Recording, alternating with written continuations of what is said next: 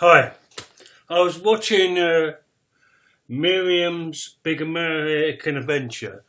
Miriam McGoldrick, who was in Harry Potter. It's really amazing to watch. And I advise you to watch it. You can get it on iPlayer, watch it.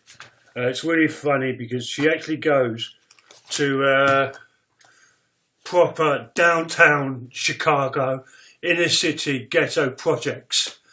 And they're all these people are proper street gang kids. So, I can't go down that street because I'll get shot. And they're all blown away because they're all Harry Potter fans. 2 hours after she left, 2 people were shot dead because they were there. The BBC and her were there. Oh, the second part of it was last night. And Miriam goes and visits this women's jail. And the local sheriff of the area, it was Trump's warm-up man. And you got to watch it and watch what he says. What he says, and I'm a Christian as well. I'm a Christian, and they released this young 20-year-old who was doing a second term in jail. And Miriam is really upset about it. You can see she's struggling and dealing with it. And as she walks off with her family, Miriam says, "Don't come back." And it's the sheriff, what he says. "Oh, we can only pray for her." Rubbish. Not good enough. You need to supply it. It's in James. It talks about it. Faith without deeds. It's rubbish. It's rubbish. It's no good. Right, you've got a drug problem because most of the people in their prison were in for drugs. So you've got a drug problem. Okay, we've sorted that out. We've got you off the drugs. Let's just chuck you back into society.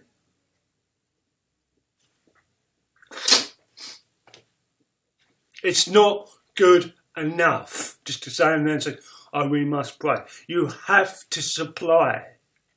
You have to supply what is needed. We in Britain, I can see it happening very soon actually. Once the National Health goes private, watch. Most of your drug projects get funding from the National Health. If that's cut, what's going to happen? Years ago, Gordon Brown said, "I'm not going to touch the National Health." And he did. In Plymouth, there's a place called Trevi House, and it's a rehab. There's only 3 of them in the country, where they're taking the female and the family, the children. That used to get, every year, 64 grand a year off the National Health. That was cut. If you go into rehab, they are normally getting money from the National Health. Do you see where I'm going? It's no good getting people clean and going tutty by there, off your pop. No good getting people together and off the drugs in prison and then just sending them out. We have got to supply something. How would you feel if your doctor, you needed major surgery, and you dealt with it, and then went, "Well, I'm going to go now," and all your stomach's open out there? You don't do that, do you? No, you have a team of people. You have a team of people. Even after the surgery, you have a team that will look after you in your rehab. It's logical. So saying we must but pray for her, rubbish, total rubbish. It's doing stuff. It is doing stuff. You'll find most of your faiths are doing stuff. People, they are doing stuff. I'm proactive. I'm not one. I do pray, but I'm more into getting on with it, getting in there, and getting stuff done. This is what it is. It's no good sitting here and just here you go. Here's the prize. You've got to do stuff, and it is important that we start to get this mentality. I heard some years ago that in Europe, Britain is the highest amount of people to lock up young offenders.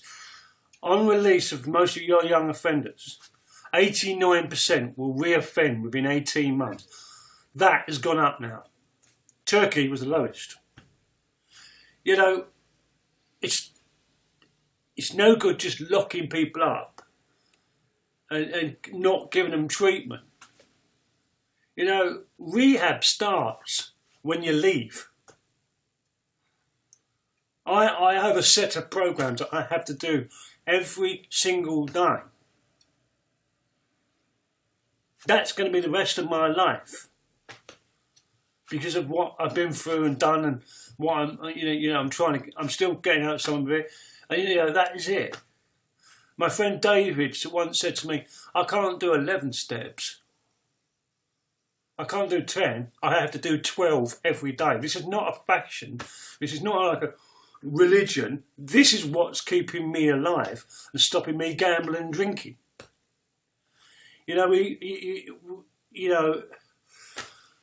Drinking, I'll tell you now, is two things about drink and alcohol. It is the only drug that will kill you if you don't detox properly, and it is the hardest to stay off. I had a really good chat one day with a friend of mine who's an alcoholic, and he said, "You can avoid your dealer, Kev. I can't avoid mine. Mine's everywhere. I can't get a pint of milk." Do you know what I mean? We've got to put something there. We are in a desperate situation. You think drugs and alcohol is a problem now. It's going to get worse. And if we don't put something there, and we don't put something to help, it is going to get dire.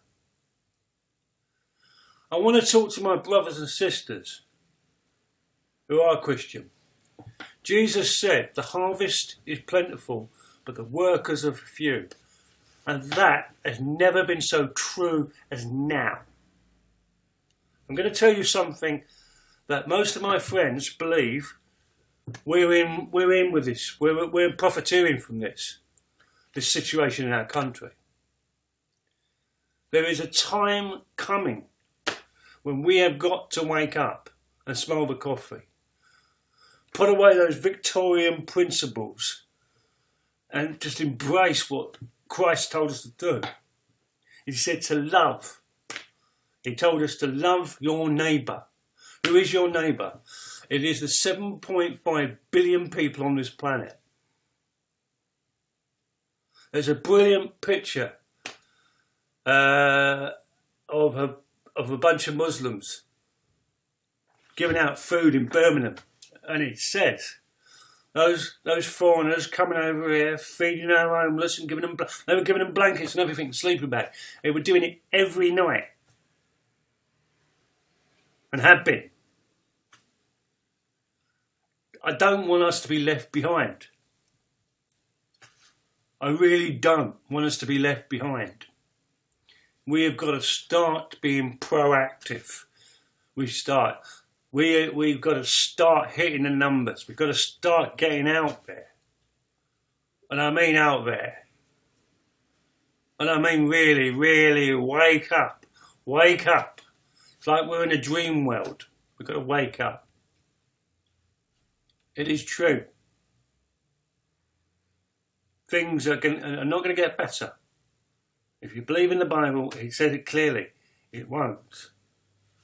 We need to get out there and be what we're called to. Peace, love, and power to the people.